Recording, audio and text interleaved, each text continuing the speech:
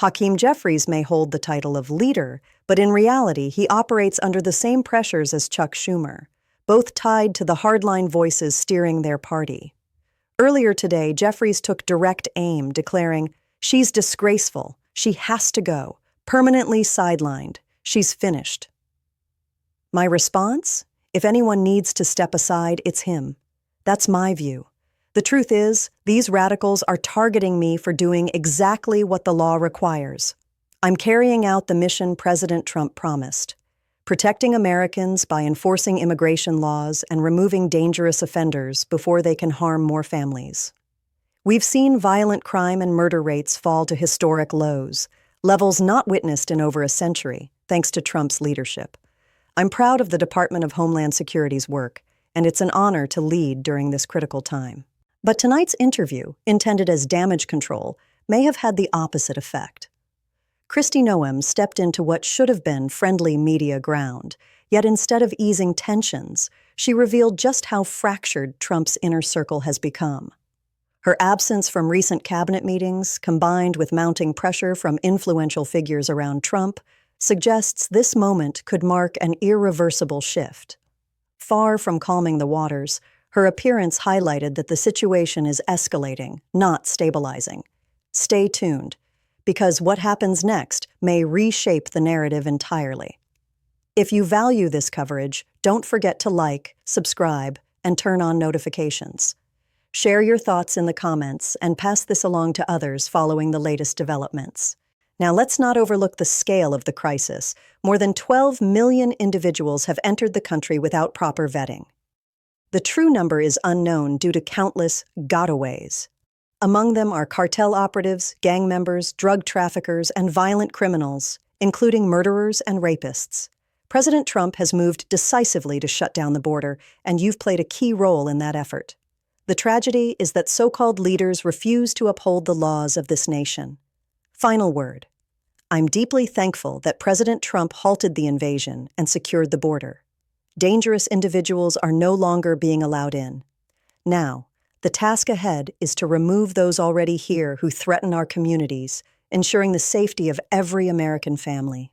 Kristi Noem's latest media appearance may be remembered as one of her most miscalculated moves. Hoping to silence critics, she chose Fox News, a platform typically favorable to Trump allies. Yet instead of reinforcing her position, the interview exposed deeper vulnerabilities. Even Sean Hannity, often criticized for soft questioning, appeared more composed than Noem. Why she believed this was the right stage at such a tense moment remains unclear. Rather than projecting strength, the segment left viewers questioning her stability and influence. Her absence from speaking roles at Trump's cabinet meeting only reinforced the perception that her standing is slipping. Behind the scenes, pressure is mounting. Figures like Stephen Miller continue to shape messaging, while senators such as Tom Tillis openly voice concerns, signaling fractures within the party. For Noem, navigating these competing forces has become increasingly difficult. This interview didn't reset the narrative. It confirmed suspicions that her political footing is weakening. Media appearances are no longer about visibility alone. They demand precision, credibility, and timing. In this case, the strategy backfired, raising doubts instead of dispelling them. Whether she can recover remains uncertain. What is clear is that this moment has intensified scrutiny at a time when unity is fragile.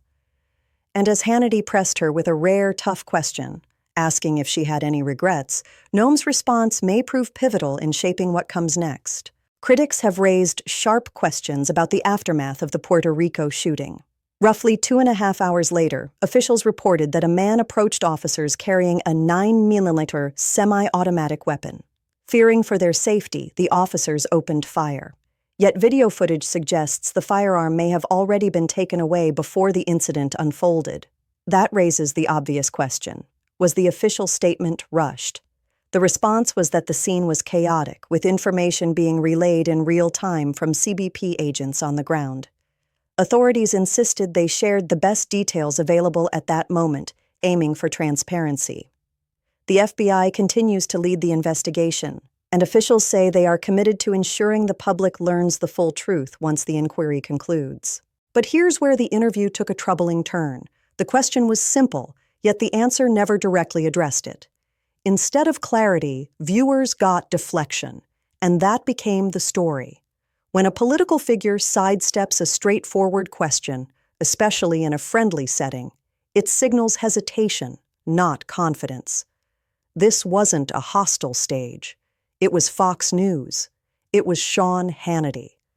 If there's any environment where a Republican official should feel secure delivering a disciplined message, this was it. Yet Kristi Noem struggled to articulate a clear position. That raises the strategic question: what was the purpose of this appearance? Television interviews are meant to clarify, defend, or reset the narrative. Instead, this one muddied the waters.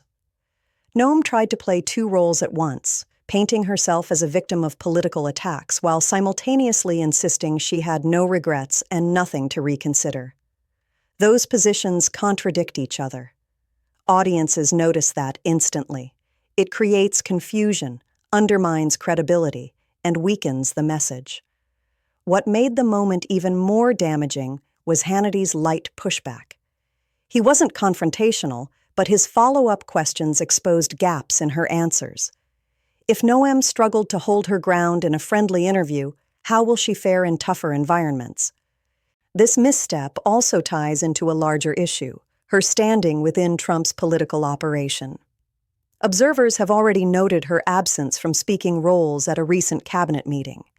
In politics, visibility equals relevance. Silence often signals marginalization. Pair that with an unfocused media appearance, and doubts about her influence grow louder. The bigger question is whether Noem's messaging aligns with Trump's strategy, or whether she's speaking off script. The interview didn't sound coordinated. It sounded reactive, and that matters because Donald Trump prizes discipline and control above all else. Donald Trump has never responded well to unpredictability from those in his orbit.